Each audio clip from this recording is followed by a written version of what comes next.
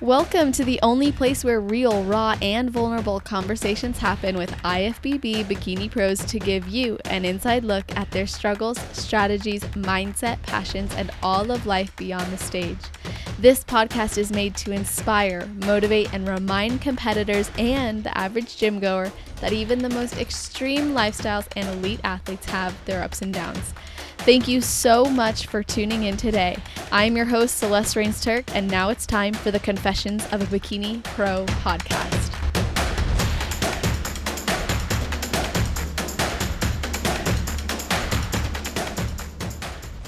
Before we get into everything today, I want to make a quick announcement. There has been a lot going on, and if you follow me on Instagram, you have probably seen me discussing the event, which is really just around the corner by the time this episode actually airs. And I have some new and exciting things I have for competitors, which I don't want to exactly say right now, but if you're listening, it's probably happening. So make sure to check the podcast page, celestial.fit, so www.celestial.fit, to get all the updates and just see everything available to you, like freebies, events, and just other offers and cool things that have been coming out. And if you've ever got any questions, you can always contact me there or on Instagram, which, if you don't know, is always in the show notes. It's at celestial_fit. So I just want to say thank you guys for listening to the episodes and also being cool with me doing these updates. I do record these in advance, so I'm sure I'll have released some mini-sode updates, but it's also important to me, getting an episode out every week has been a commitment of mine, which of course then requires me to be on top of my game, honestly, and then I kind of lose track of the fact that, oh, wait, I'm coming out with new things. I'm doing new things that I want you guys to know about and that I'm doing for you. So trying to be on top of it. And without further ado, this episode today is one that I am very excited about, and we are hearing from a mother, coach, and the manager of Team Fit Body Fusion who strives to inspire women to always reach their full potential and to do it without fear. Her purpose is to show women that we are stronger than we believe and anything is possible if we have the courage to go after it. So welcome to the show, Angela White. How are you doing? I am doing amazing. How are you doing today? I'm doing awesome too. Been a good busy day so far, but I'm happy and, like I said, excited to talk to you. So before we get into everything I planned, which I have a lot planned and a lot of different topics and things we haven't really talked about on the show, what is one thing you do or a ritual you have right before your heel hits the stage? So every single time before I step on stage, the first thing I do is I kind of try to just relax. I'll kind of stand there, and by this time I'm already in line, getting ready to go on stage. So I try to just relax, calm my nerves. But I always pray. I literally will stand there, I'll close my eyes, and I'll just pray to God. And, I thank Him for basically just giving me the opportunity that I have. And I also just ask Him to, give me the courage, the strength, the boldness, and everything that I need to walk on that stage with confidence and, basically just shining His light through me. And that's what I ask Him to do. And, and it works. I go on stage and I feel confident. I feel calm. And yeah, so pray. That's what I do before I step on stage. I love that. And, something about you that has stood out to me is that you are a mom and you had competed before having your son and then took 4 years off. And then not even 2 years after he was born, you were already back at it. And I have, a lot I want to talk to you about with regard to this. But first, I think there are a lot of women who are afraid that once they have a kid, they can't come back or maybe won't be able to. And competitors like you are showing us that it is possible. So did you always plan to come back and compete after having your son? Yeah, so that's such a good comment that I do hear quite often about moms. Some are just getting pregnant and they're a little bit scared of what's going to happen after. But I can tell you this: if you can get through childbirth and through carrying a child literally in you for 9 months, stepping on stage again is nothing. I promise you that. But whenever I was pregnant, I absolutely knew I would step on stage again. I didn't think that I would step on stage as I am now. I was scared too. I thought, I'm going to come back, but I'm not going to be my best because my body's not going to be the same. But you know what? it's better. And not just because, I had a kid, but mentally you're so much stronger. So, I mean, yes, absolutely. I definitely planned on getting back on stage, and I'm so happy I did. Oh, wow, that is awesome. I love that perspective a lot about like if you can carry a child and get through childbirth, you can really do anything. I really like the way you Yeah. put that. And did you have any doubts about being able to literally do it all as a working mom and compete?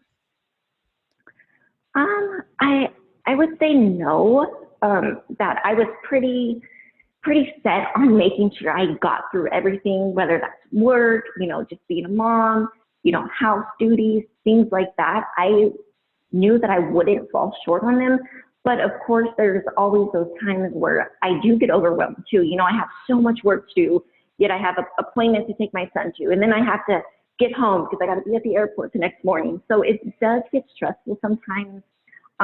But at the end of the day, I just make sure I prioritize what needs to be done. Um, and I basically just do my best to get it done. And at the end of the day, as long as I tried my best, I mean, what more can I really do? Mm, yeah, that's right. And so this past season, your son actually received a diagnosis, which you were just telling me about. So can you Yes. tell us more about that and how maybe this impacted you and your prep and really what exactly happened? Yeah, absolutely. So, since my son was younger, I would say roughly a little bit under a year old, I always knew that he was extra special.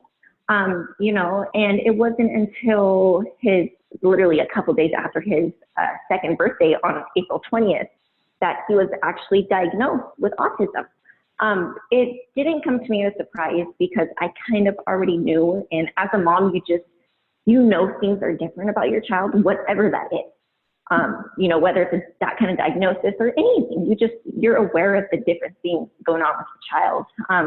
But after that, I'm really, I guess, seeing it on a medical document, a paper.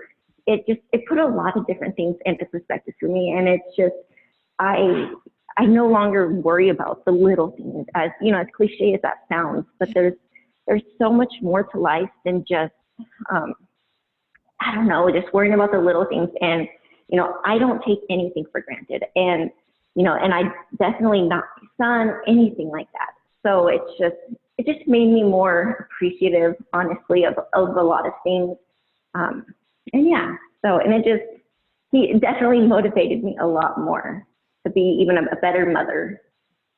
That's awesome. That is really cool. And I like your mindset behind it. I just think it's really beautiful. And did it impact your prep when or like how did it change the way that you parented, if at all? So I wouldn't necessarily say that it changed too much about prep or anything like that, just because I was already aware of, what was going on. It was just getting back the actual medical Mm, diagnosis. However, it did change my parenting style for sure. When it comes to autism, a lot of times, they don't know how to communicate. For example, my son, he's nonverbal. He does say mama and he does say dada too, but he doesn't really say like milk or more or hi, things like that. Um, but yeah, but it did change the way I parented because now, because I know that he truly cannot communicate. Whenever he's crying, I have to, say, Angela, he's crying, something's wrong, and it's my job to figure out what he needs because he cannot verbally express it to me. So, I mean, my patience has gone through the roof. It's so easy for a parent to get like all worked up when their child is crying and you're like, there's no reason to cry or, they're throwing a yeah. fit. But in my case, in my situation with Stefan, um, he does that whenever he needs anything. Say he's hungry, he'll throw a fit. And it's not he doesn't really throw fits. He just gets kind of cranky, I guess you could say. Mm. But and then it's up to me to figure out, what is going on, what does he need, and I don't always figure it out right away. I don't. I try to see if he's hungry. Does he want milk? Does he, want to play with a certain toy? What is it that he needs?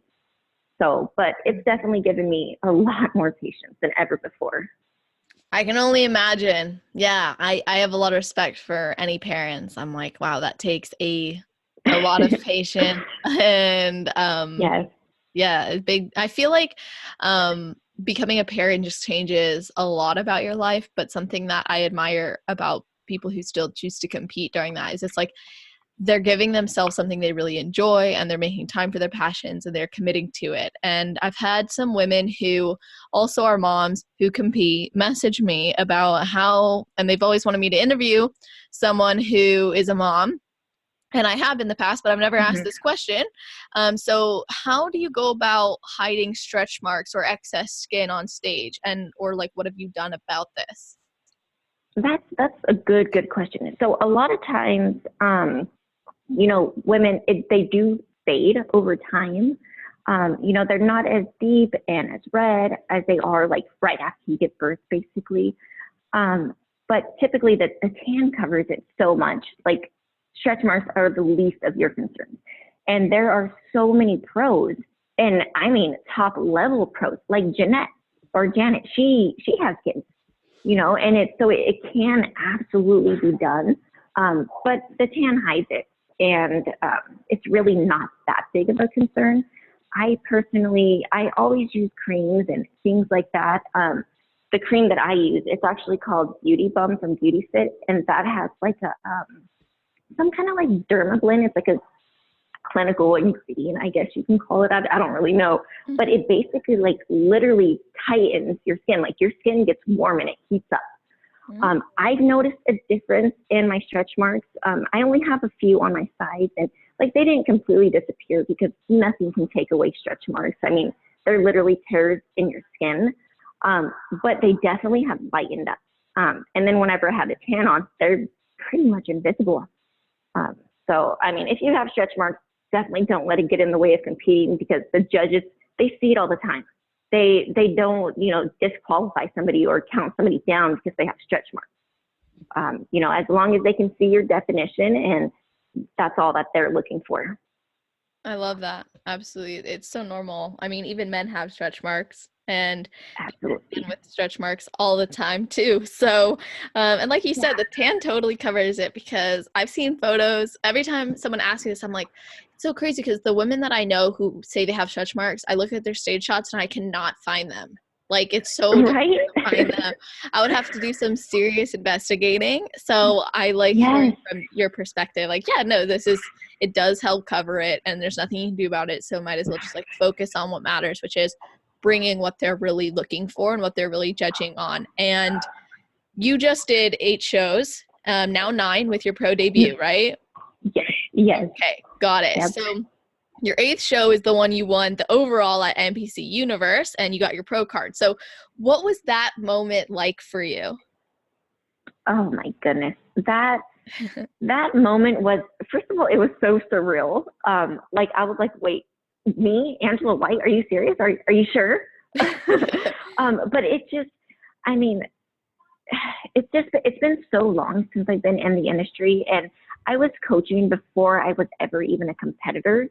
And then obviously I competed for about a year, and then I took those 4 years off. But even when those 4 years off, I was actively coaching and, managing Fit Body Fusion, and I was always at shows.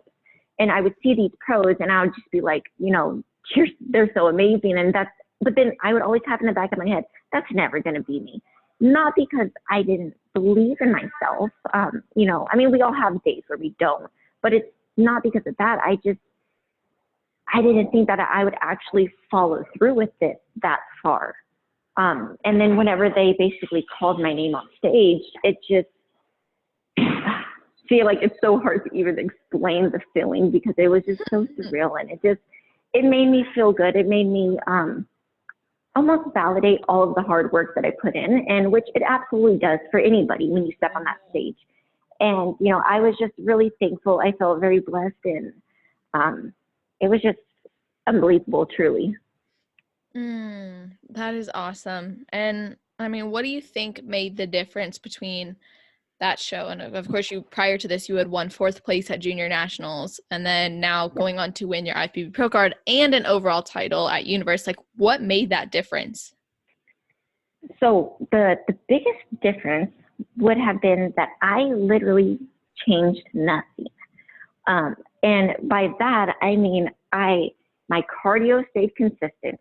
I didn't taper off cardio. I didn't taper off training.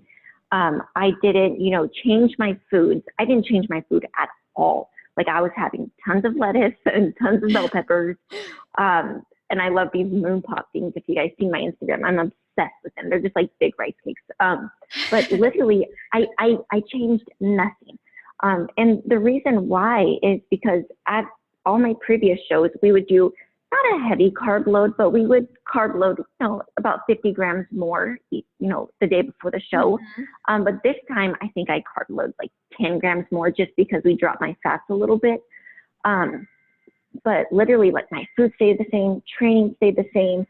And the next difference is I didn't do a pump up.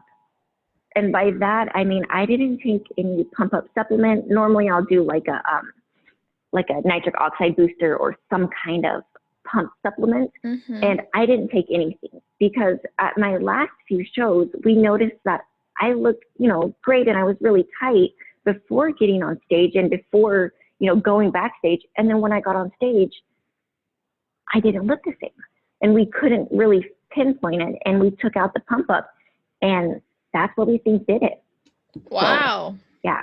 So, I mean, and moral of the story, if it's not broke, don't try to fix it. And that's what we did. Yeah, I like that. So I remember in one of your posts, you talked about how you wore your suit differently, right? So what was the different, or I guess what was advice that you received to change? Like, what did they tell you need to change about the way you wore your suit? Yeah. So basically, well, a little backstory. Whenever I did the Arnold Amateur, my suit, my scrunch, it actually came undone, and I didn't realize it. So my suit in the back, instead of having like kind of like that V, like the heart at the top, it was straight. It was straight across. Dang, no booty So rounding help. No, not at all. And then also I would wear my connectors. I would just pull my connectors, I guess, just like you would wear your pants, almost a little bit higher. And then I got feedback from Sandy and Becky, and they actually said to pull my suit connectors higher. So I pulled them up pretty dang high. And I had Margaret from Toxic Angels Bikini scrunch the back of my suit just a little bit more, just to give it more of the V and more of the heart. Mm-hmm. And that actually made my glutes look fuller and rounder. And then by having my suit, higher up on my hips, it made my waist look smaller. So basically, I really changed, the bottom of my suit. The top still stayed the same. The only difference is I sewed, or Margaret sewed like the top of the triangle, the top to the middle, so it wouldn't move. Yeah, and that just helps a lot. It helps the top. Nice. Okay, that's really good advice for all of us, I think. And I guess making sure that the suit looks really, really good on you and asking for feedback from your coach and also from like judges so that, know that it's not something small like that that's holding you back. And like you said, you don't end up then fixing something that isn't broken. It's more of just like minor tweaks. So in terms of posing, a lot of times we're told we need to it's less about, okay, what am I trying to say? Let me pull myself together. It's about hiding our weaknesses, right? So what did you learn to hide, or how did you learn to hide your weaknesses? Yeah, so basically, like when it comes to posing, like you said, it's not necessarily trying to hide our weaknesses as much as it is trying to enhance our attributes or the parts that we really, really like. If you have a really tiny waist, you don't need to do all this twisting and turning, and because when you do that, now your glute might look flat. Now you might lose your shoulders because you're twisting too much when you don't need to. But for me, something that we found is I have actually learned how to do, I guess it's called like core control. So instead of just standing tall and holding my tummy in, I actually contract my ribs, kind of like that feeling you get when you're wearing a waist cincher. And that like really, really narrows it in. And by doing that, that changed my posing. I also do it to where in my front pose, as weird as it sounds, I flex my glutes. It's really hard, but I do it Flex like your the glute. entire time on stage. I flex my glutes. If you look at my previous shows, you'll see kind of like a slope in my upper glute. And that's because I wasn't flexing. And by flexing that glute, it literally filled out my entire upper glute and gave me the roundness, the fullness that the judges wanted. Got it. So when you say flex Yeah. your glute, what does that mean? Literally contracting my glutes. I'm literally like almost like I'm pushing on my my heel in my front pose on the side that I have all my weight on, and just literally flexing it, like contracting it as if I'm doing like a leg press or something or a kickback, and it just fills it out all at the top. Yeah.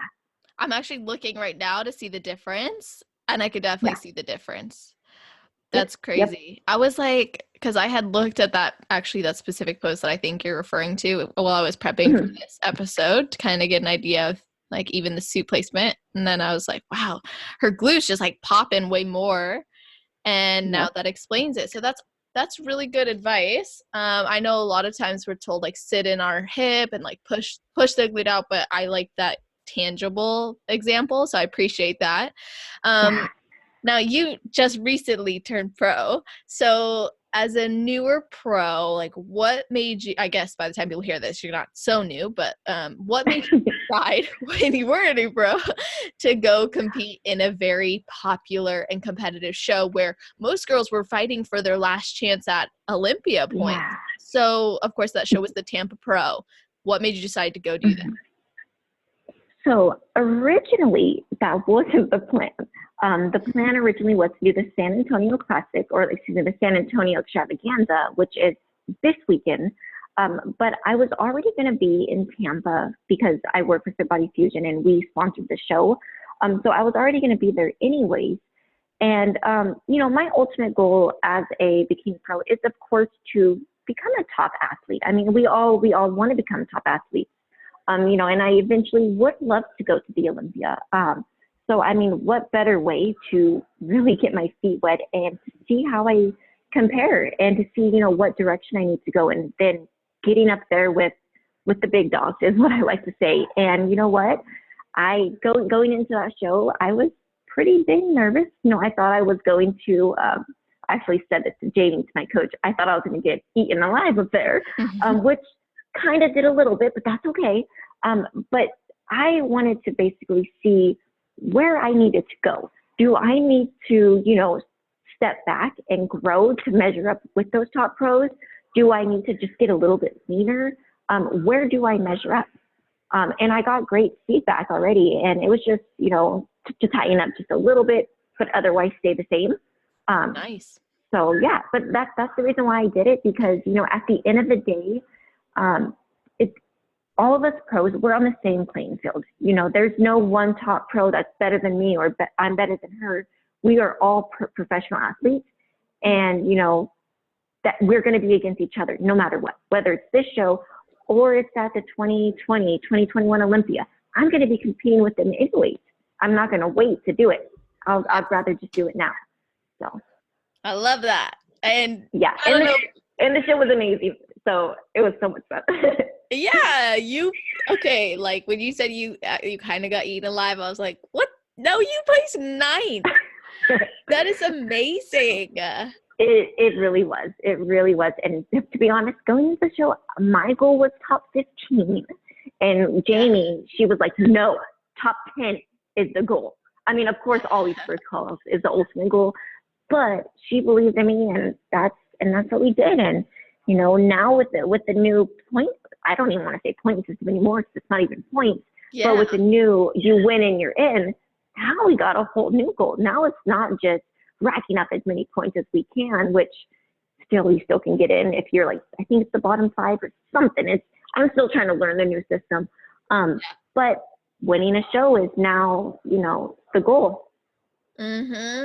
So, okay, I'm glad you brought that up because I think, well, on a few episodes ago, we talked about how to stay healthy while with the point system. But of course, then that changed. So now this previous episode information is kind of like meh. Still got to stay healthy, of course. But Yeah. like with the new system for qualifying, it's really interesting, and I can agree. I don't know that there's a lot of people who are like, I totally get it. Like I get what is required, but there's a clear statement of if you win the top tier one show, if you win the tier one Mhm. shows, you are going to be qualified for the Olympia automatically. And then the tier two, same thing. I believe if you win a show in tier two, you qualify automatically, but you can also earn points at both of those.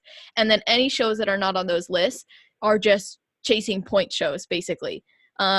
So what you said about how the goal kind of changes, I really appreciated that because when I saw this new system, I was instantly thinking like, now girls are not just going to be fighting for who has the most points, but it's who is bringing their absolute best in order to win the show. And that's what's going to really Yep. qualify them, at least in those bigger shows. So it's interesting to me because there can only be one winner at each of those shows, and that's still not like adding up to like 25 or 30 or whatever. And then the elimination round thing, wow, I am Yeah. excited to see that. And I also wonder how many girls might qualify for that, but then choose not to go. And I'm going to keep blabbing because I want to get your insight on all this, but I do have another thought about it. I was like, what about all the international girls? Like, there are so many girls who compete all over the world, and there's only like one or two, I think, from what I saw on the list. I might be wrong, but there's only like one or two actually international shows that count. And I was like, what the heck? So I don't know. Those are my Yeah. thoughts. Good question. So the way I'm understanding the new system is you have tier one shows, and I believe there's 12 or 13 of the tier one shows, and you win those, you're in, and you're into the pre-judging at the Olympia. If you win a tier two show, which is every other show, all the other shows, if you win a tier two show, you're in, but you have to go to the preliminaries. So basically the preliminaries is, the preliminaries is a completely separate, I guess you can literally say it's a show before the Olympia. And they don't even do individual routines there. It's simply they're picking out the rest of the 20 or 25 girls, I don't know the exact number, but the rest of the girls to add to the pre-judging at the Olympia. That's crazy. Okay, I didn't know that. So it's and then I believe they take the top 5 in points as well. So points still matter, but your goal is to win a show. For example, like, you know, my train of thought with me and my coach is obviously win a show, even if that's tier 2. And then once I win a tier 2 show, I'm done with tier 2. Only do tier 1 to secure my spot in the Olympia. Does that kind of make sense? Yes, rather than, okay, well, I won a tier 2 show, I'm going to fight in the elimination round. It's, well, I won a tier 2 show, I'm going to fight for my placement in prejudging right now and go to tier 1s and try to win it. Yes. Yep. Instead of hitting show just to get points, you know? Yeah. It kind of, that kind of will help me, you know, I guess stay healthier so I don't got to keep hitting all of these shows. So yeah, that's kind of our little roadmap for this year. Thank you for sharing. Yeah, I appreciate that. I'm really glad that was something we just brought up and talked about. I think it's so interesting, and I'm super excited to see what happens. And I'm even more excited to see how when there's new pros that come out of the woodworks like mid-year, or I guess I should say midsummer, how is that going to impact it? Are they going to have a chance to come and win a show? Or are they going to have to fight for points? Are they going to take time off? Like, I'm so excited. Oh, I would be excited if it was any system. I was excited about the point system, even though I thought it was weird to have to compete so much. But I don't know. I just love this. I think it's so interesting. It's so cool. And yeah, I just love talking about it. So, okay. Since becoming a pro, has your mindset changed at all from when you were an amateur? Oh, absolutely. Absolutely. You know, when I was an amateur, I thought that, you know, I could just get by.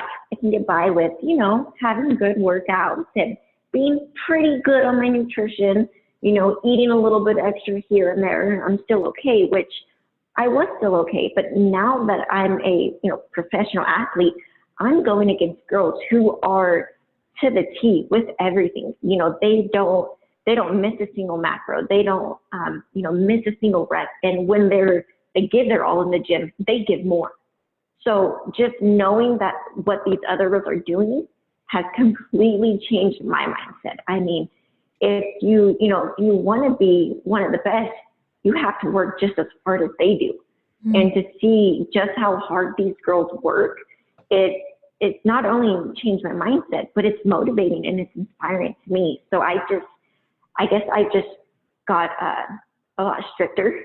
And I'm working harder than ever before. And I thought I was working hard, but you can always work harder. And there's something that I say, literally just one more. And whatever that is, you know, just one more minute, just one more set, just one more rep.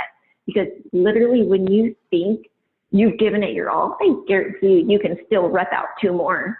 You know, if you didn't fail, literally go barely halfway up on that last rep, you can keep going. Yeah. So that's kind of the mindset shift that I've had. I love that. That's so cool. Yeah. Sometimes like when I'm having to do like incline sprints or stairs, you know what I'm talking about. It's like, what the heck? This is torture, but it's like so motivating at the same time. And you're looking down at the clock. It's like, I am not going to hit stop or lower that speed until I've surpassed the time that I was prescribed. So it's like, if you got 90 seconds, you're doing 91 and then hitting stop. It's not, okay. Exactly. Yeah. Okay. I like that a lot. That's I think that's the mindset we all need to have for everything in life. And yeah, of course, you've been competing for a while. You did your first show at 19 years old, and you got into fitness when you were 14, and now you're 24. And by the time everyone hears 23, technically. Yes, I think by the time this will come out, when is your birthday? August 26th. So I probably will possibly be 24. Yes. So happy birthday. Early and late, related, everything. So, and by the way, I had no idea that we were so close in age. I turned 23 this year. Oh, wow. Yes. I didn't know that either. Yeah. I was like, wait, what the heck? I didn't. Okay. So it's just that I love it when that happens, when I find these things out. So anyways, what I'm getting at is, you know, a lot has happened since you first hit the stage, and you got into fitness a while ago. What made you decide, okay, I'm going to compete now? Oh gosh, I feel like I get asked that question a lot, and it's so hard to truly answer because I really don't know what actually sparked my interest. You know, I was a cheerleader, so I did like, you know, being on the stage, being in front of crowds. You probably wouldn't think that if you were to meet me because I'm a little bit shy. But I do like being in front of crowds. And then I believe it was, I don't know, maybe 2012. I was my senior year in high school. You know, that's when Instagram kind of coming out, of course. And I just saw like, you know, I would always like follow like fitness hashtags and things like that. And then I saw like a girl that was tan, muscular in a bikini. And I'm like, whoa, what is that? Like, she's so gorgeous. This is so awesome. And I totally want to do that. And then I just, you know, I looked it up. I found, you know, I just literally Googled a team. I found a team. And from there, I was in my first prep and basically got on the stage. And was that an NPC show? Yes, it was actually, my first show was actually Muscle Contest Pacific USA in 2014, I think. That's awesome. Oh, yeah, my first show was a muscle contest show too. Actually, I've only done muscle contest, but nice. Yeah. So, okay. Now it makes sense a little bit in terms of how you got into it. And Instagram is definitely a great platform for a lot of us to get inspired by other people and see that. I know in my journey, I started younger too. Not as young as you did in terms of 14. I was always an athlete, but I didn't get into like fitness until maybe like, I think 15 or 16 and no, 15. But I struggled massively with depression, a poor relationship with food, lots of self-loathing. And I also know that you're no stranger to these opportunities either. So can you tell us about your experiences with all of that? Yeah, absolutely. So like I said, I did start young. I was 19. And for me, it almost seemed like the leaner I got and the, quote unquote, better I started to look, the more my depression and the more my insecurity, self-doubt, that went up.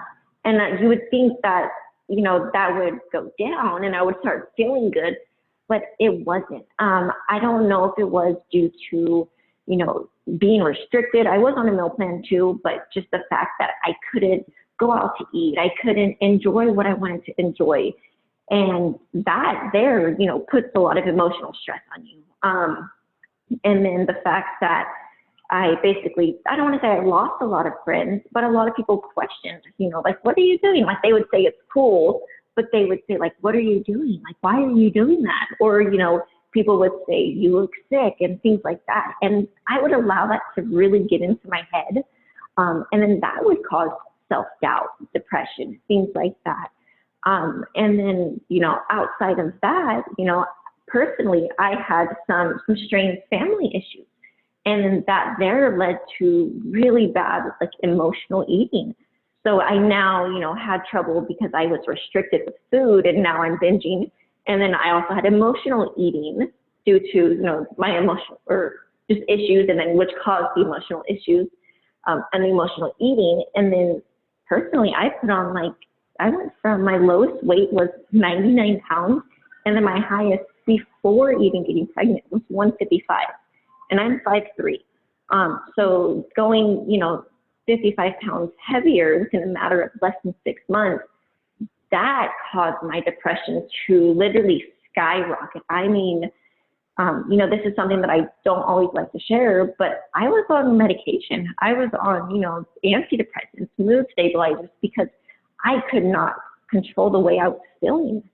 And then it wasn't until I got pregnant and then my hormones kind of, I guess they regulated. I mean, that's the best way I could explain it. And then, my whole outlook on life changed and things just finally started to get better. Wow. Yeah. I appreciate you sharing all of that. It's Yeah, just I already forgot what your question was. I just went on. I'm sorry. that was the question. Literally was just to tell us about it. So I'm glad that you Oh, did. perfect. Yeah, I bet there's so many people listening going like, yep, I'm actually in that, or I'm in some of that, or I Yeah. felt that way before. So you said once you got pregnant, things started kind of balancing themselves out. And there's a lot of different, Yeah. what's interesting is like depression can come from like circumstances. It can come from certain triggers, but it can also come from chemical imbalances within our brain, hormone Yeah. imbalances, all these different types of things. So maybe yours was attributed to a few of those things. What did you do to come out of that sort of self-hatred and disgust with yourself and the depression? Like how long did that go on and what'd you do to come out of it? That's such a good question because it's really hard to pinpoint one thing that I changed. The biggest thing is, and I know many people don't want to hear this, was time. It was really just time, and it was not giving up on myself. And if there was times where I did have a binge or I did have a really bad depression episode or just a lot of self-hatred and I was just mean, those times are still going to come. But as long as I don't give up on myself, which I didn't give up on myself, it will get better. And also reaching out to other people. I know we hear that too all the time, to reach out to others when we're feeling down or things like that. But truly reach out to people. Even if that's something simple as just messaging somebody, hey, what are you doing? Or hey, how are you? Literally anything to take the attention off of yourself. The negative attention, I should say, because if it's positive, you do want that, but to take the negative attention away from yourself is what you want to do. So, like I said, just reaching out to somebody, asking them how they're doing.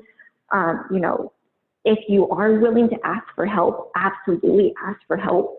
reach out to people who are in the similar situation, you know, read stories about other people. Self-help books are great, you know, things like that. On top of it all, I would say is praying, knowing who you are in God is the biggest thing that has helped me truly. Wow, lots of good Yeah. tips and advice and insight there. And Yeah. I think it's so hard when you're in that. At least for me, it was really hard to want to reach out to people or want to do Oh anything yeah. with it.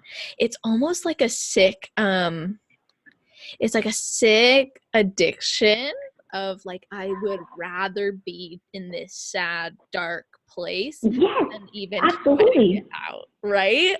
It's like you are literally craving negativity. You are craving being depressed. And it's like, it's almost like you're craving for people to feel bad for you, even though you don't want to admit to it, Yeah, you know? absolutely. And it's like you want people to feel bad for you because you're so depressed or whatever the situation is, but you don't want them to help you. But you want, you know, you want to say, oh, I'm okay, but you're not. Yeah. Yes. Yep. Yep. Very And common. we don't want to admit that, you know, we like people feeling sorry for us when we're in those kind of depression states and those insecurities and things like that. We say we don't want people to feel bad for us, but we do because we truly don't want to be that way. Yeah. Yeah. Yeah. Unfortunately, too, like with suicide, um, it's interesting Yep. to consider how there are different ways people go about committing suicide or trying to commit suicide, Yep. attempting suicide. And interestingly enough, and sad but interesting, and I find a lot of this interesting and not so emotional just because I love psychology, but it still hits home for me in a lot of ways. And what's interesting is that some people will choose certain paths of taking their life because part of them knows that it's less likely they'll die from it than them being Yeah. safe from it.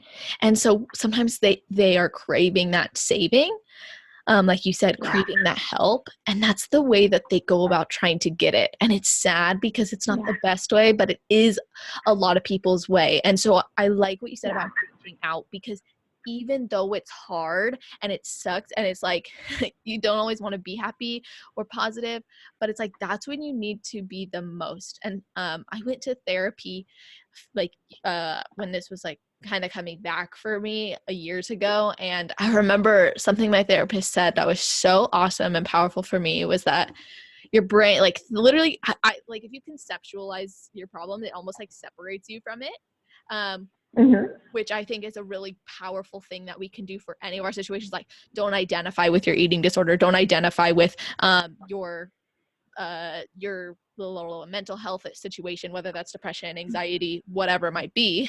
Don't identify with it. Yep. Instead, separate yourself from it and make it tangible. So then you know, oh, this is something I can address rather than this is something I have to react to. And I remember what she said to me was that helped put this in perspective was like, your brain is like a faucet. Sometimes it's pouring out a lot of happy, good stuff.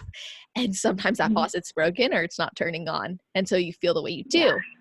And I thought that was a really great perspective because then we don't put the blame on ourselves of, I feel this way because I suck, I'm terrible, I don't deserve life, I'm no good, I'm a failure. All these stories that come up to justify the way we're feeling, when we can really just choose, okay, you know what? This is happening. It could be a lot of different things. As long as I'm taking responsibility to make an effort to change something, to become aware of it, I'm doing something for myself, and that's good. You know, that's good enough. That is okay, and I'm Yeah. not any less because of this thing. Yeah, and I love that you brought up choosing. You know, in life, we have the choice for anything. You know, we have the choice to, you know, I don't want to say feel the way we feel, but we have the choice to change the way we feel. We have the choice to, you know, do what we want to do. We have the choice to think what we want to think. And it's up to us to consciously, I mean, literally, you have to think about it, but think about choosing to be positive. You know, despite all of those demons in your head that are telling you, I'm no good, I'm worthless. I can't measure up to nothing. I I'm not going to eat good. I'm not going to work out good. Like whatever the case is that you're going through in your head, you can choose to flip that around. Choose to think I am enough. If you got to write that on your window, if you got to write that on your mirror, if you got to put a stick-it note, on your forehead and walk around with it all day, then do it. You have to make the decision to choose to be better, feel better, anything in life. It's a decision, but you have to choose it because nobody's going to choose it for you. Yeah, absolutely. Yeah. I don't think I could have said it any better myself. I love that. I absolutely agree. We have those choices. The more we're feeding into it, like, don't put on the sad music. Like, just don't. Yeah. Don't go Yep. reading like weird memes that are sad. Depression quotes on Pinterest. Yes. Don't do that to yourself. You deserve Yep. so much better. That's your demons talking. That's not you. Yep. That's where you can go. You can name that. I think naming is powerful. Like, name those versions of you and be like, you know what? Yeah. So and so. Like, that is not me. Well, Susie, get out of my head. Yes, exactly. Shit talking Susie. Yeah. Oh, yes. Yes. Susie's upset about that. I'm sorry, Susie. It was good. It was a good choice. Yeah, so I think doing those things like separates us from it, and it's really good to do that. And what you said about conscious actions, conscious choices. Unfortunately, a lot of these things that we face as humans don't just go away with like the press of a button or the flip of a switch or anything like that. We can still face them, and sometimes one solution can bring out a different problem. So at the end of the day, it's really important that we are making those conscious decisions for ourselves and knowing that we're worthy enough of choosing something better, and it's okay to want more for yourself. It's okay to want to be better. So yeah, I love that. I really am glad that you brought all of that up. And of course shared how you addressed it as well. So yeah, that's awesome. And so did competing help with that or contribute to it? So that's a hard one to answer. The biggest answer would be yes, it helped. For me, I have never felt more confident than I do when I am on that stage. When I am on that stage, those lights are on me, I'm doing my routine, I'm in the best shape ever. I feel absolutely amazing. So yes, it has helped me tremendously. It showed me just what I'm capable of truly doing. Seeing how many people that I'm inspiring, even if it's just one person who messaged me telling me thank you, it literally has made it all worth it. But also, yes, it has brought back, and the reason I say brought back, because these feelings I didn't feel so much during the time, I was raising my son, but the times where I have a lot of self-doubt, I criticize myself and, I think less of myself, and, I do go through depression still. I don't want to say I'm fully healed from it. So it has brought that back, but still I have been able to realize just how strong I am. And going back to like how we talked about making the choices, I'm actually able to do that now. I'm able to basically slap myself out of those moods when I get into them, and I do reach out now. I can't tell you how many times that I've consulted with my coach, Jamie, and just telling her, like, I just feel like crap and I don't feel good enough. And she'll talk some sense into me. She'll talk some positivity into me.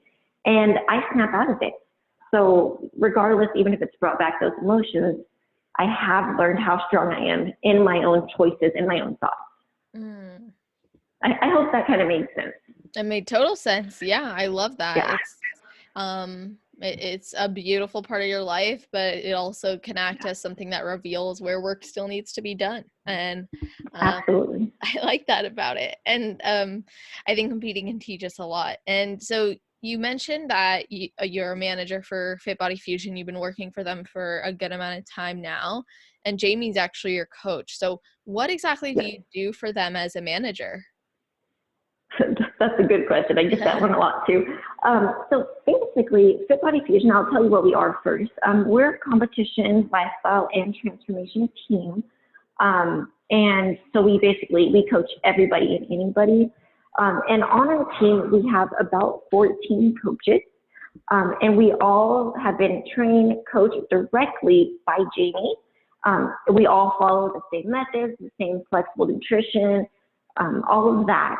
But basically, I do our payroll. So I do all of the sales, everything like that.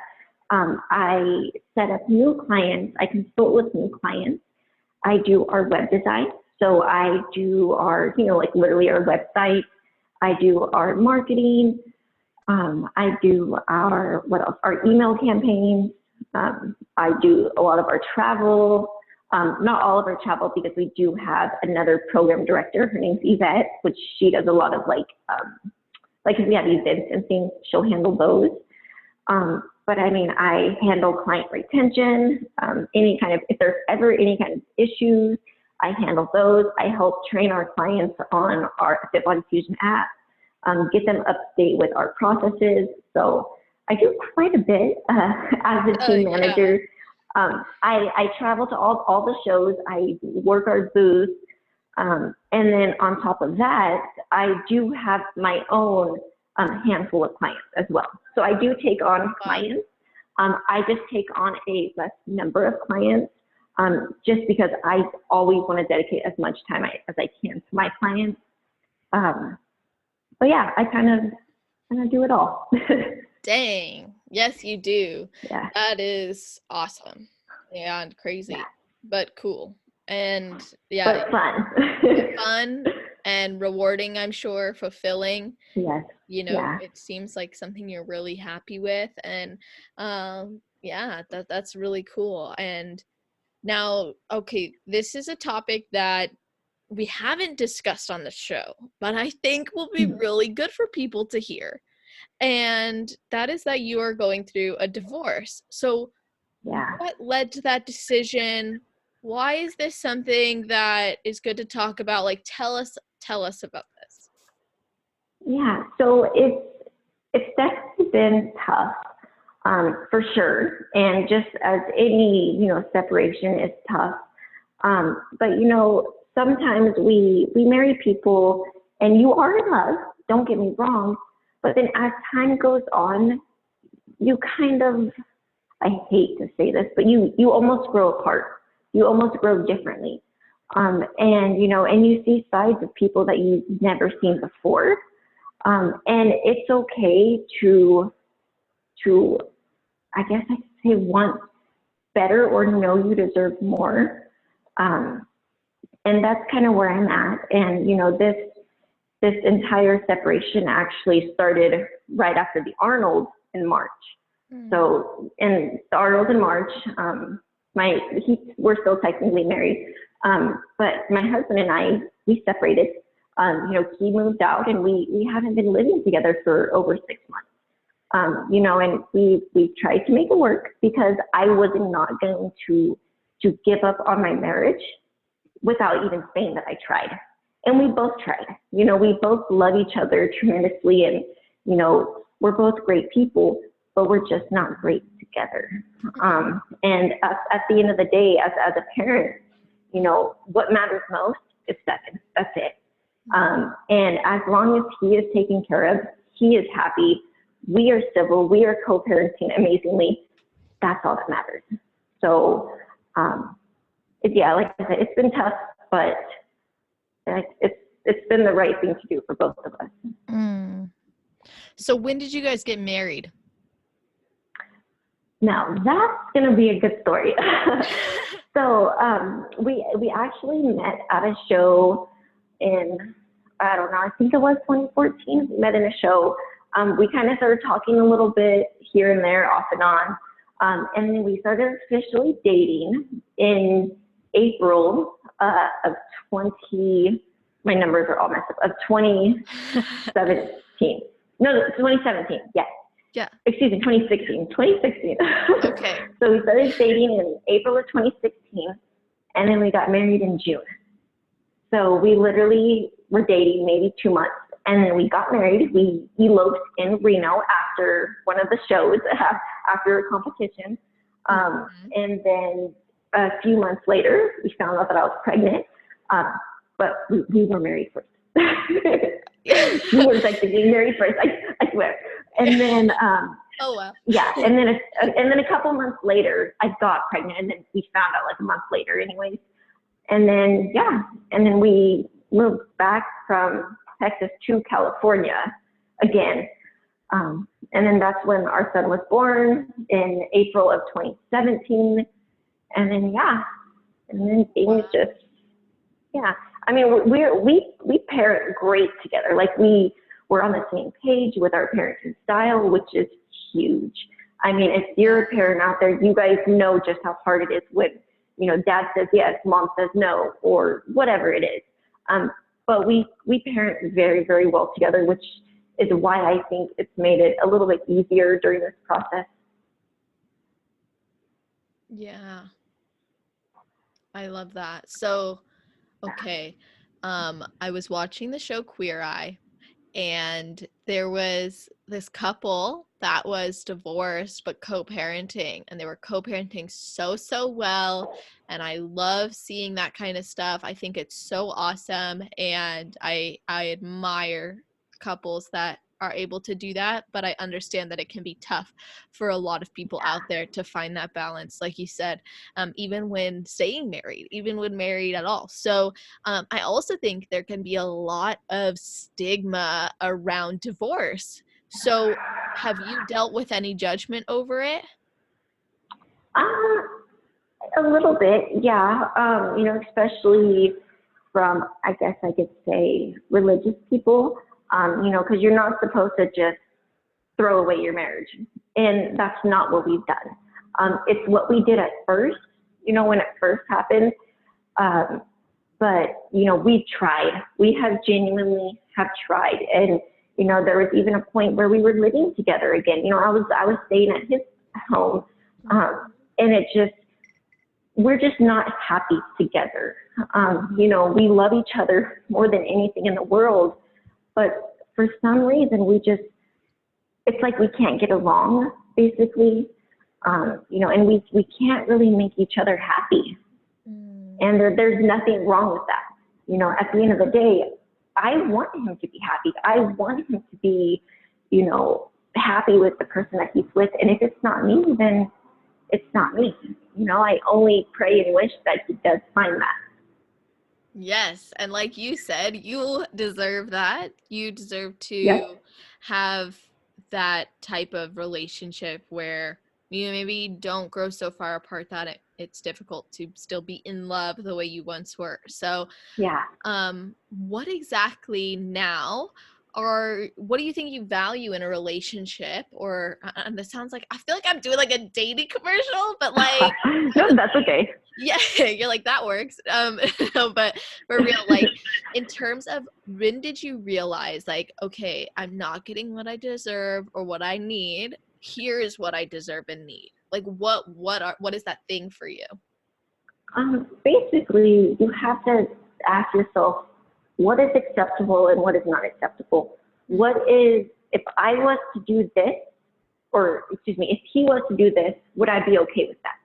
And then you obviously wouldn't do that yourself. But, what it is that I'm looking for is, I can tell you, I'm not looking for anything right now. That's for sure. Disclaimer. not gonna be for a long, long time. That's for sure. But I mean, just somebody that understands me, understands, I don't even want to say like lifestyle, because it's not even about the lifestyle that I live, but just understands me as a person. And I think that's kind of where, him and I struggled a little bit, is because, for example, myself, I suffered pretty hard with depression. And, there would be times where I was just sad and upset. And it's almost as if, not that he didn't understand, but he would get frustrated because nothing he could do to make me feel better. Yep.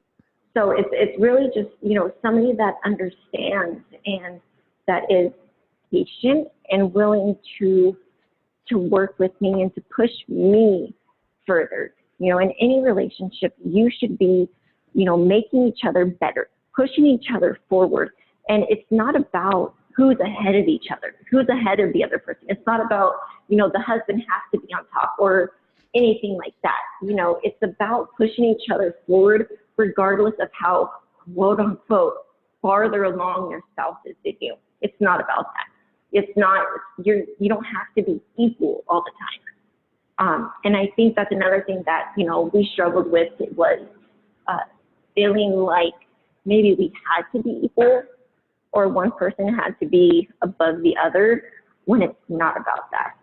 I hope that made sense too. I feel like I have a hard time explaining it. No, it makes sense to me. I think it definitely, it's hard to communicate it, I think sometimes, like put it in words, but I totally hear you and I get what you're saying. So what would you share with other women who are going through this or maybe have the desire to do something about the relationship they're unhappy with being in, even if it's not marriage, if it's just a relationship as well, like, but they haven't done anything yet? Like, what would you share with them?